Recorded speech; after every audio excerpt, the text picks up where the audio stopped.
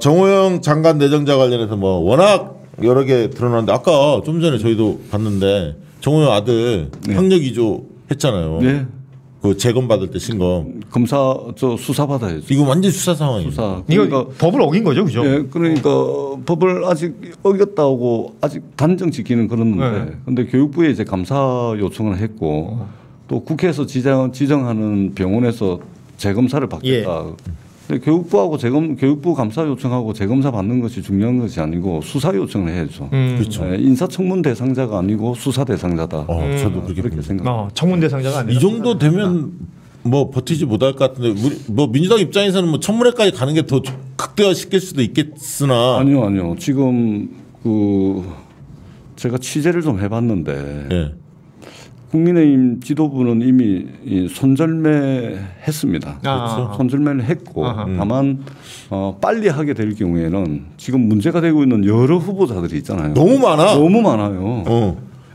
잘잘하게 정상적인 사람이 없어 안 보여. 그러니까 잘잘하게 해두셨더라고요. 예, 그럼 너무 많기 때문에 이걸 조금 더 끌고 가야 어차피 버릴 카드니까 언론의 관심과 취재가 왜냐하면 언론사마다 그 기자들이 한정되어 있기 때문에 그쪽으로 좀 정호영 후보 쪽으로 좀 몰고 다른 후보들은 좀 이제 말하자면 쉴드를 칠 수가 있기 때문에 그래서 한덕수 아니 한덕수 살리기 전략인데 어쩌면 그쪽에 비리혹들 막 터져 나오는 거를 정호영으로 덮으려고 다 막고 있는 거죠. 근데 이게 진짜 어려운 게 뭐냐면 이게 시간을 또 며칠 더 끌잖아요.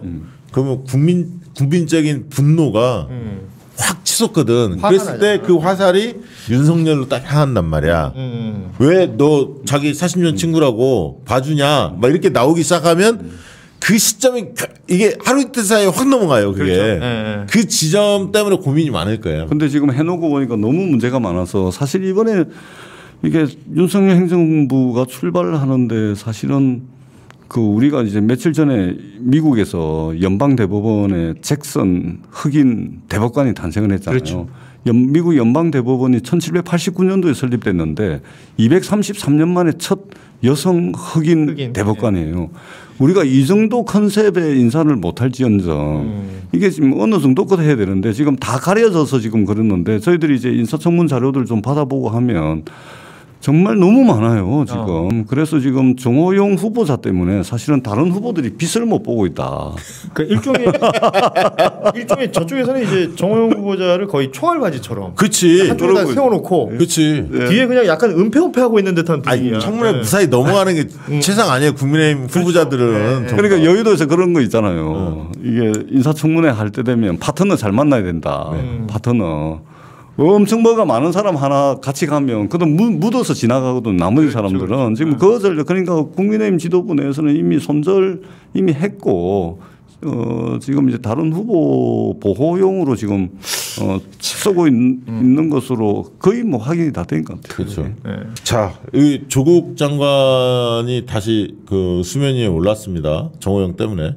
계속 이게 뭐 소환이 될 수밖에 없는 구조가 되고 있는 것 같아요. 어떻게 보면 그게 이제 쉽게 얘기하면 아프지만 그게 하나의 뭐 잣대가 돼버렸어요 이제. 그러니까 근데 이게 참 이게 마음이 안타깝죠. 썰이죠 사실은. 그러니까 오늘 법원에서 다행히 뭐 인용이 돼가지고 됐는데 좀 잘 좀 법원이 좀 판단을 좀 해줬으면 좋겠다 그런 생각이 들고. 정호영 후보자는 이쯤 되면 이미 들어갔어야죠 수사가. 그렇죠. 검찰 수사관 한 100명 해가지고 70군데 압수수색. 그것도 인사청문회가 예정된 하루 전날 전격적이고 기습적인 압수수색이 이루어지잖아요. 그렇습니다. 이쯤 되면 해야죠. 그리고 이건 지금 입시 비리 의혹뿐만이 아니고 병역 비리 의혹에다가 또 자신 문제, 농지법 위반 의혹, 그다음에 공무 출장의 부적절성 뭐 5만 가지 것들이 다 있습니다. 그러니까 한마디로 하자면 머리 끝에서부터 발끝까지 의혹투성이에요. 머리 끝에서부터 발끝까지. 그러니까 이미 들어갔어야죠 수사가. 그 한동훈도 이게 저희 검사장 할 때는 막 목소리 내고 막 이렇게 당당하게 하지만 청문회 이제 대상으로 올라왔을 때 지금 뭐 준비하면서 출근하고 뭐 본인이 지금 뭐 드러나는 문제점들이 한두 가지 아니잖아요. 계속 드러나잖아요. 그렇죠. 이게 정치인으로 데뷔한다는 게 쉬운 게 아니거든. 그러니까 이게 검사 출신들이 이게 좀 만만하게 봤다가 한번 된통 당하는 타이밍들이 있잖아요. 네. 그 사실은 윤석열 당선자는 그런 부분들을 이제 대권 후보라는 부분에서 이제 슥슥 넘어갔던 부분들이 저는 있었다고 그냥 생각하는데 이 장관 후보자는 얘기 좀 다를 것 같습니다. 그리고 과거에 이제 본인이 검사이면서 수사 활동하면서 막 뭔가 이제 자기 중심적으로 생각하고 자기가 뭔가 이게 소위 말해서 이런 표현이 가능할지 모르겠는데 시나리오 만들어 놓고 거기에 맞춰서 몰아붙여서 갔으면 되는데 지금 여의도 국회에 있는 분들은 그쪽으로는 또 전문가들이거든요. 서로 이게 딱 맞닥뜨렸을 때 어떤 상황들이 연출될지는 저는 진짜 뭐 여러 가지 있을 것 같습니다. 아니 요즘에 전재수 의원께서 그 방송에 이곳저곳 나가면서 굉장히 논리정연하게 말씀도 잘하고 그러니까 팬들이 막 생겼어. 막 읽어주세요. 저. 김봉선님은 전재수 말짱 잘한다. 샤인선님은 전재수 설득력 최고. 옛날에 나올 때는 이런 반응들이 안 보였거든요. 그래요. 오늘 그 김호수 총장과 문 대통령 만났지 않습니까? 예. 어쨌든 사태 반려하고 청취하는 과정이었는데 예. 어떻게 보셨습니까? 뭐 문재인 대통령 입장이 상당히 난처할 겁니다. 이게 윤석열도 반대편에 가가지고 대통령이 돼보고 김호수 총장도 말하자면 머리를 들이밀고 뭐 같이 이제 죽자 뭐 이 비슷한 그렇죠. 예. 굉장히 난처한 상황일 테고 다만 이제 이건 좀 아셔야 돼요. 검찰이라는 조직은 검사라는 사람들은 어느 정권이 임명을 했든지 간에 어느 대통령이 자기에게 임명장을 주고 자기를 신임을 해줬든지 간에 그 하나도 안 중요한 겁니다.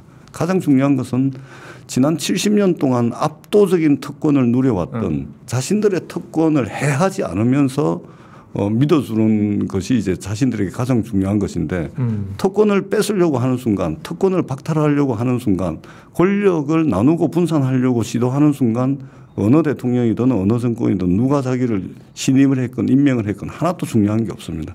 그런 측면에서 검찰총장 머리부터 저기 일선의 검사들까지 발끝까지 한 몸으로 움직이는 거죠. 그래가지고 저항을 하고 있는 것이고 그러나 오늘 만났다 그래서 하나의 어떤 절차적 과정으로서 만난 것이지. 그렇죠. 만났다 그래서 국회에서 법이 통과됐는데 대통령께서 거부권을 행사한다든지 그럴 가능성은 제로다. 대통령께서 국회의 시간이라는 표현을 딱 쓰셨잖아요. 그렇죠. 청와대에서. 예. 그럼 예. 그게 굉장히 의미심장한 발언이죠. 그리고 원래 이게 1954년도에 이제 한국의 전쟁이 끝나고 난 뒤에 굉장히 힘들고 어렵고 이 혼란스러운 상황에서 그 형사소송법이 제정이 됐거든요. 네. 1954년. 그런데 이 1954년에 이 형사소송법이 제정될 당시에도 수사 기소를 장기적으로 분리한다. 분리한다는 것을 전제로 그렇게 통과를 시킨 겁니다. 70년 동안 말하자면 연기되어 온 개혁인 것이죠. 그렇기 때문에 이번에는 무슨 일이 있어도 우리의 팔다리가 잘려나가는 한이 있더라도 이것은 반드시 해야 된다. 그러니까 진짜 이게 지방선거도 앞두고 있기 때문에 네. 많은 고민들이 민주당 내 의원들이 처음에는 고민이 좀 많았을 거예요, 사실은. 근데 이제 흐름들이 딱 잡히기 시작했어. 검찰이 하는 행동들을 보니까 이게 오만불손하고 이게 정치보복이라든가 편파수사나 이런 부분들이 너무 노골화돼 있었잖아요. 그렇죠. 대선 끝나자마자. 그러면서 의원들의 흐름이 딱 잡힌 거죠. 완전히 잡힌 거죠. 특히 이제 한동훈까지 그렇죠. 나오니까 뭐. 거기서 이제 완전히 그건 뭐 이제 활용점정이었지. 그러니까 이제 다 숨겨져 있었잖아요. 사실은 대한민국 제4부로서의 말하자면 권력 덩어리 권력을 행사했죠. 권력 덩어리로서 제4부로서 이제 등장을 한 것이죠. 그것을 보고서 이제 민주당 의원들은 이제 여러 가지 뭐 사소한 뭐 이제 이거 통과되고 난 뒤에 경찰은 어떻게 하냐 또 뭐 나머지 수사는 어떻게 하냐 뭐 이런 뭐 사소한 논란들이 좀 있었는데 싹 정리가 됐습니다. 싹 정리가 되고 큰 틀에서 수사 기소 분리로 간다. 추후에 부족한 부분들이 있다면 보완적 입법을 통해 가지고 보충하겠다. 이렇게 입장 간명하지 않습니까? 그래 하면 되는 거든. 세상 전지에 완전 무결한 제도가 어디 있습니까? 네. 법률안도 개정했다고 오늘 법률안 개정 법률안이 통과돼 가지고 내일부터 공포가 되고 실행이 되면 그 다음 날부터 이 새로 개정된 법률안은 현실의 변화에 발목을 잡잖아요. 왜냐하면 자국이려면 세상 변화니까. 그렇습니다. 그렇기 때문에 이 먼저 해놓고 좀 부족한 것은 채워 나가면 됩니다. 그러려고 국회의원들 있는 거죠. 아, 그럼, 네, 그럼. 오늘 그 노컷 뉴스에서 미국의 검찰청 어떻게 그 운영되고 있는지를 실제로 이제 가봤어요. 기자가 권민철 특파원이. 네. 그래서 이제 검사가 70명의 수사관 4명이다. 하나의 이제 주를 가서 취재를 했는데, 야, 그거 보니까 거기는 검사장 인사권자가 완전히 국민이야. 그 인사청문회 다 하도, 아니, 그러니까 의회에서 다 네. 선출하고. 그리고 이제 이 경찰과 검찰의 관계. 예. 그러니까 이제 수사를 누가 하고 검찰은 또 무엇을 하느냐. 검찰이 이제 기소하는 거죠. 재판에 넘기는. 왜냐하면 그들은 법률 전문가니까. 그렇죠. 이 관계 설정에 있어서 이게 메릴랜드라는 곳인데요. 이게 이제 현직에 있는 사람들을 직접 취재한 거란 말이죠. 권민철 기자가. 그래서 네. 이제 그들의 이야기를 들으면 검사장을 직접 만났어. 그래서 얘기 들어보면 네. 뭐 그거예요. 경찰과 검찰의 관계는 뭐냐? 이 말 전 인상적이었는데 인간관계다. 저희 굉장히 인상적이지 않습니까? 주종 관계가 아니다. 그렇습니다. 이거죠 핵심이. 그러니까 결과적으로 그 각각의 전문 분야를 인정해 주는 것이고 경찰에서 수사를 하는 것이고 이 수사에서 법률적으로 이제 판단해서 기소를 해야 되는 재판을 넘겨야 되는 타이밍이 되면 그러니까 검찰로 송치를 하는 것이고요. 그럼 검찰에서 이걸 따져 가지고 재판에 회부해서 법적으로 따져 본다는 것. 이거 굉장히 일반적인 상식이거든요. 네, 그렇죠. 이게 이제 우리나라 상황에서는 이 검찰이 수사도 했다는 겁니다. 근데 이 수사라는 게 발생건에 대한 수사 외에 각종 인지 수사라고 하잖아요. 그 인지 수사, 특별 수사, 탈탈 터는 이게 먼지 털리식 수사 등등에서 있었던 그 그러니까 부조리와 비합리적인 상황들이 워낙에 많았었고 이 관련돼서는 문제점에 대한 지적은 이건 사실은 여야 할 것 없이 왜냐하면 여야 공수 교대될 때마다 똑같은 얘기 해왔던 것이고 우리 전재수 의원이 말씀하신 것처럼 한 해도에 묵힌 게 아니에요. 네. 70년을 묵힌 내용들을 이번에 진행하는 것에 있어서 왜냐하면 이 미국 사례가 왜 중요하냐면 뭐 다른 나라는 안 그런다더라 뭐 이 얘기가 워낙 많으니까. 그러니까 여기 내용을 보니까 그 연방 검찰이 이제 93개 지역 검찰을 나뉘는데 93명의 검사장은 예외 없이 의회의 청문회를 거쳐 인준을 받아야 임명될 수 있다. 그러니까 정치적이나 편향적이면 임명받을 수 없다는 얘기고요. 그렇죠. 그다음에 주정부 소속 검찰에 대한 국민의 견제는 굉장히 그 심한데 특히 주 검사장, 법무장관, 카운티 검사장 모두 선출직이라는 겁니다. 그래서 인사권자가 이게 국민인 만큼 윗사람 눈치 볼 일도 없고 그렇죠. 또 검사 동일체라는 개념도 미국은 존재하지 않는다. 이 얘기를 좀 기사로 내보냈죠. 노컷 뉴스가. 마지막 문장 꼭 한번 읽어보시기 바랍니다. 네, 마지막 문장 이건 제가 좀 읽어드릴게요. 미국은 50개 주의 검찰이 주법에 따라서 운영이 조금씩 다를 수는 있는데 여기서 취재했던 이 메카시라는 검사장이 있는 메릴랜드 주의 검찰은 미국 검찰로 뭐 일반화하기는 어렵지만 그러나 이 부분이 제일 중요합니다. 각급 검찰 제도를 관통하는 단 하나의 원리는 견제와 균형이다. 그렇죠. 네. 네. 진짜 지극히 상식적인 말인데. 네. 네. 자, 대한민국의 모든 정부 조직의 원리가 있잖아요. 견제와 균형입니다. 그렇죠. 맞습니다. 예. 그래서 상권 분립도 있는 거고. 그럼요. 예. 네. 예. 그리고 이 견제와 균형이 있는 것은 뭐냐면 압도적이고 독점적인 권력을 나누고 분산하는 이유는 인간이 불완전하기 때문에 그렇거든요. 네. 완전하면은 플라톤이 이야기한 철인처럼 한 사람한테 입법, 사법, 행정 권한 다 주죠. 인간은 유혹에 쉽게 흔들리고 실수를 많이 하기 때문에 한 사람에게 몰아줄 수가 없어서 그렇기 때문에 이제 상권 분립을 한 것이고 견제와 균형을 한 겁니다. 그래서 사실은 검찰도 검사는 옛날에 그래서 인사권으로 그 행정부 수반이 통제하는 건데 공수처도 생겼고요. 그다음에 이제 여전히 존재하는 게 사실 사법부죠. 사법부가 사실 상대적으로 견제받지 않은데 그래서 이제 판사들도 탄핵할 수 있는 거예요. 그럼요. 그러니까 이게 제가 통계를 하나 가져왔는데 이게 2015년부터 2021년 8월 달까지 검사 그러니까 한 7년 정도 되죠. 7년 기간에 검사가 피의자로 입건된 사건 중에 이제 피의자로 입건된 사건 중에 검사가 이게 지금 한 18,900건 되는데 이 중에 기소된 거는 19건이에요. 그러니까 0.1%입니다. 0.1%. 전체 형사사건 같은 우리 일반 국민들은 33% 정도가 기소가 되거든요. 압도적인 견제받지 않는 거죠. 적어도는 범죄 저질러도 수사할 사람들이 없으니까 견제받지 않는 것이죠. 그리고 이게 수사기소 분리는 세계 표준입니다. 예. 우리가 이 글로벌 기업들 같은 경우는 이제 자기네들이 개발하는 기술이 첨단 기술이 세계 표준이 되기 위해서 노력하잖아요. 우리가 국회에서 법이라든지 제도를 도입할 때 늘 글로벌 스탠다드를 봅니다. 다른 나라의 입법 동향은 어떻는지, 제도 도입 현황은 어떻는지, 그다음에 이게 부작용은 어떻는지 이런 것들 다 보거든요. 그런데 이게 대한민국의 형사사법 절차에 있어서 수사기소의 분리는 글로벌 스탠다드 세계 표준에 해당하는 겁니다. 이제는 우리가 대한민국이 이 문재인 정부 5년 동안 추격 국가에서 선도 국가의 반열에 올라간 거 아닙니까? 그렇기 때문에 우리가 세계 표준을 선도하지는 못해도 적어도 이 검찰 권한 권력에 대해서는 세계 표준에는 근접해야 될 거 아닙니까? 그렇기 때문에 이것은 세계 표준을 향해서 나아가는 하나의 과정이다. 이렇게 오늘 법사위 소위 오늘 통과될 거 아닙니까? 예, 통과될 겁니다. 그러면 전체로 보통 내일이나 모레 열겠죠? 법사위 전체. 예, 이번 주 안에는 상임위까지 다 통과를 할 겁니다. 할 거죠. 예. 그리고 23일 날 박병석 의장이 순방하니까 그 전에 과연 본회의에 열릴지 차기권을 넘겨서 뭐 이런 등등은 이제 전략적인 판단의 영역인 거잖아요. 그거는 저희가 보안이죠. 예, 보안입니다. 더 이상 안 물어보겠습니다. 아니 저기서 5만 시나리오 가지고서 대책을 다 짜고 있더라고요. 국민의힘도 마찬가지죠. 아니 저희가 국민의힘이 그러고 있더라고요. 그래서 저희들이 의원들이 언론에 나가서 전략을 이야기하고 하는 것도 좀 조심스럽게 삼가해야 되겠다. 그 맞는 말씀. 맞는 말씀. 지금 이제 워낙에 시기가 또 시기고. 그래서 지금 원내 지도부에서 정말 정교하게 지금 준비를 하고 있습니다. 그리고 무엇보다 박홍근 원내대표가 꼼꼼합니다. 제 친구거든. 꼼꼼해요. 상상을 초월합니다. 까지 좋았는데 제 친구들은 무슨? 아니 친구야. 친구라서 꼼꼼한 거예요?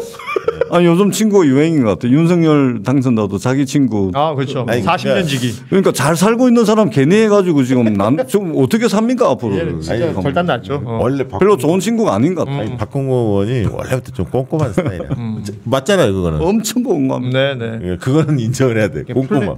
플랜이 지금 보안 상황이라는 거예요. 네. 정의당도 내부에서 고민이 좀 많아질 것 같습니다. 또 보안 상황입니다. 그러니까 고민이 많아질 것 같습니다. 어쨌든 우리가 또 기초의원 중대선거구제 또 시범 실시도 했고 그렇습니다. 어쨌든 다당제 이런 정치 교체, 정치 혁신에 대한 의지를 민주당이 좀 보여준 측면. 그러니까 정의당도 이걸 판단을 할 겁니다. 이제 처음에는 좀 부정적이었다가 이제는 부정적이었다가 지금은 정무적 판단의 영역으로 넘어온 것은 한동훈이 됐고 그다음에 아까 중대선거구제를 민주당이 밀어붙였고 맞습니다. 그래서 정무적 판단의 영역으로 넘어와 있는 것은 사실이고 그러니까 정의당도 이런 판단을 하는 것 같아요. 국민들께서 왜 그렇게 서두르냐, 뭐에 쫓기듯이 할 만한 거냐, 이게 중요한 건데 그런 비판이 분명히 있는 건 사실이거든요. 그런데 그거보다 더 절박한 이유가 있는 것이죠. 왜냐하면 우리가 지난 20년 동안 검찰개혁의 역사적 논쟁 과정을 거쳐가지고 이 손톱만큼 진일보 시켜놨는데 2019년도에 수사권 조정 그다음에 공수처 설치를 통해서 요만큼 진전을 시켜놨는데 윤석열 당선자가 취임하는 순간 이 20년 전에 30년 전으로 완전히 돌려버리거든요. 그렇죠. 이것만큼은 반드시 막아야 되겠다는 것이 이제 저희들의 절박함의 출발이었고 그런 부분에 있어서 정의당하고 상당 부분 좀 큰 틀에서는 좀 이야기가 좀 되지 않을까. 그러니까 민주당이 내부에서 어떤 정치적 사안을 가지고 이렇게 좀 똘똘 뭉쳐본 적이 별로 없었는데 없어요. 이게 똘똘 뭉쳐졌어. 저는 그 똘똘 뭉치는 그 점액질 역할을 한동훈이 했다라고 생각합니다. 그렇지. 이거 괜찮은데? 한동훈은 점액질이다. 오늘 어때요, 썸네일? 끈끈하게. 그러니까. 좋아요, 좋아. 지금 부산에 이제 기초자치단체, 그러니까 뭐 기초단체장들의 어떤 그 역할 이런 얘기 우리 전재석 의원께서 해주셨는데 댓글로도 금호도님이 와 그런 거 다 민주당에서 했구나. 허브향기님이 그게 기초단체장 바뀌어서 그런 줄 몰랐습니다. 더 알려야겠네요. 그렇죠. 이런 얘기 해주셨네요. 이거 중요한 얘기죠, 사실. 박형준 시장에 대한 평가는 어떻습니까? 집을 왜 아직도 안 팔고 있지 그러고 있어. LCT. LCT. 예, 지난번 부산시장 선거 나왔을 때 LCT 팔겠다고 그렇죠. 그랬거든요. 아직도 안 팔고 계세요. 이 공원하고 재판은 1심만 끝난 상태죠? 1심도 지금 안 끝났죠. 안 끝났죠. 아직 안 끝났네. 예, 예, 그렇습니다. 이게 저희가 이제 부산에 지인들이 많으니까 그 호가 생겼더라고. 박형준 LCT 박형준이더라고 거기는. 그래서 그러니까 시장이 뭐 했다 이게 없어요. 그리고 사실은 야구 개막하면 사실은 부산 롯데자이언츠에 대한 이야기가 이제 뭐 주로 이제 대화 나누는 거에 이제 뭐 거의 욕이 납니다만 한 80%는 롯데자이언츠 얘기를 한단 말이에요. 그 얘기를 할 때 인기 있는 시장이 있을 때 같이 얘기합니다. 아 뭐 그런데 전혀 없어요. 그러니까 LCT 얘기밖에 없어. 박형준 LCT 이꼴. 아니, 지난번에 어쨌든 LCT 문제가 대장동 건이 불거지면서 LCT가 소환된 거 아닙니까? 그럼요. 예. 그리고 그 당시에 그렇게 특혜 주고 공공환수 하나도 안 했던 시장들이 다 국민의힘 소속 시장들 아니었어요? 그리고 그때 다 약속했어요. 약속했는데 지금 전혀 지금 진행된 건 없잖아요. 그러니까 이제 부산시의 산하공기업인 부산도시공사가 LCT 부지를 2,200억에 사거든요. 그러고 난 뒤에 공원도 만들어주고 기반시설도 깔아주고 해가지고 2,200억에 사가지고 2,203억에 저 LCT 시행사인 이영복 씨한테 팝니다. 기가 막힌 거지. 예. 공원 만들어주고 기반시설 다 해가지고 2,200억 주고 사가지고 2,203억에 팔아요. 어떻게 부산시민들 이런 사람들한테 표 줍니까? 그리고 10원짜리 하나 공익 환수 못하고 1조 원이 넘는 추정 이익이 1조 원이 넘는 이익을 이영복 씨 조만간에 출소합니다. 만기 출소합니다. 조만간에. 예. 그리고 해운대는 풍광이 아름다워 가지고 80m 고도 제한이 있습니다. 지난 수십 년 동안 LCT 고도 제한요 418m까지 풀어버렸어요. 거기만. 그러니까 이게 사실은 이렇게 말씀을 드리면서도 정말 이게 면목이 없고 이게 속상하죠. 예, 속상합니다. 이 부분. 지금 변성환 후보가 나섰는데 캠페인 초점을 좀 어디다 둬야 할 것 같다는 생각이 듭니다. 저는 일단 상당히 긍정적인 부분이 화이팅이 넘치고 이게 뭐든 하고 싶어가지고 지금 완전 몸이 달아 있어요. 선거는 이런 분 내세워야 됩니다. 원래 또 이재명 후보도 열심히 도왔죠. 아유 엄청나게 했죠. 그래서 뭐냐면 우리가 삼고초려하고 설득해가지고 후보로 내잖아요. 그럼 환장합니다. 본인도 힘들고 옆에 있는 사람들도 돕는 사람들도 굉장히 힘들어요. 뭐든 되든 안 되든 막 들이받고 한바탕 해보자 이런 사람이 있어야 뭐가 돼도 되거든요. 그런 측면에서 보면은 우리 변성환 후보가 충분히 싸울 준비가 돼 있고 그다음에 더 중요하게는 사실은 부산에 대한 미래 비전 부산을 어떻게 경영하겠다 이것에 대해서 정책적으로 거의 완벽하게 준비된 사람이다.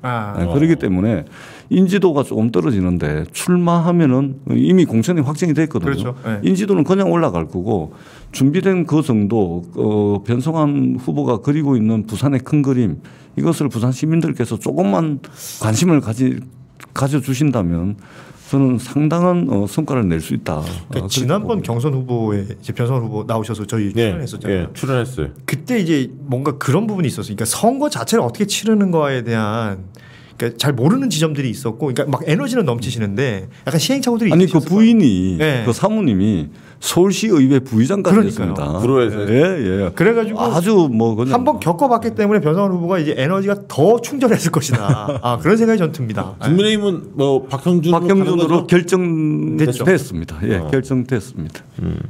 자, 의원들이나 당원들도 좀 파이팅이 넘쳐납니까? 그럼요. 예. 저희들은 뭐 늘 그렇습니다. 일단 선거 들어가면은 저도 이제 뭐 신경을 많이 쓰고 있고 현역 의원 3명 포함해가지고 정말로 이게 지난 30년 동안 우리가 매번 선거 때마다 1% 많게는 3% 이렇게 조금씩 올랐잖아요. 예, 다지고 올라와가지고 40%까지 왔었는데 네. 2020년 총선 때 우리 민주당 부산 후보자들의 평균 득표율이 40%까지 왔거든요.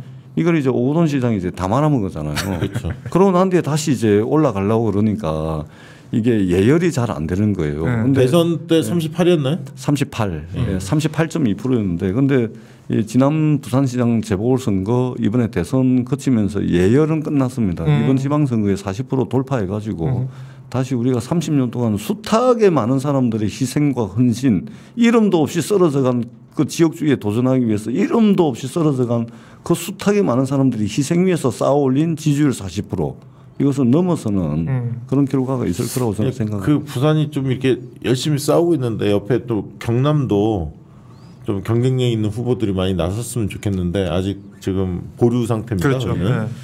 그런 부분이 부산 경남 같은 경우도 이제 좀 그 세대 교체가 좀 되는 것 같아요. 대구에 난 서재현 후보 나오는 거 너무 좋았습니다. 예, 그렇습니다. 예, 좀 이제 되는 것 같고 이게 이제 잘 나갈 때는 또 사실 잘 안 되는 측면이 있습니다. 그렇죠. 선거에 연전연승하고 이럴 때는 잘 안 되는 측면이 있거든요. 이게 정치를 계속할 수 있는 동력이 또 상당 부분 떨어졌을 때 우리가 이제 불이 나게 되면 어중간하게 태우는 것보다 싹 태워버리는 것도 그래야 그 다음에 고사리가 자라거든요. 네. 그리고 또 울창한 숲이 되고 하니까 네. 동력을 잃어버렸을 때 오히려 우리가 세대 교체하고 어떤 열정들을 더 키워나간다면 정말로 새 출발할 수 있는 큰 동력으로 삼을 수 있을 것 같다. 우리 찹쌀떡의 특징은 가장 큰 건 파당금이 50브릭스 이하의 달지 않은 파당금을 직접 만들어서 넣었다는 것과 설탕을 적게 쓰고 팥을 으깨지 않고 듬뿍 넣어 달지 않게 만든 것이 특징입니다. 호두, 당절임한 맛밤, 그리고 마카다미아를 넣어서 그 씹히는 맛이 아주 일품입니다. 제과 명장의 35년 노하우의 찹쌀떡의 맛이 궁금하지 않으신가요? 박시영닷컴 베스트셀러 빵준서 찹쌀떡 쇼핑으로 응원하자 박시영닷컴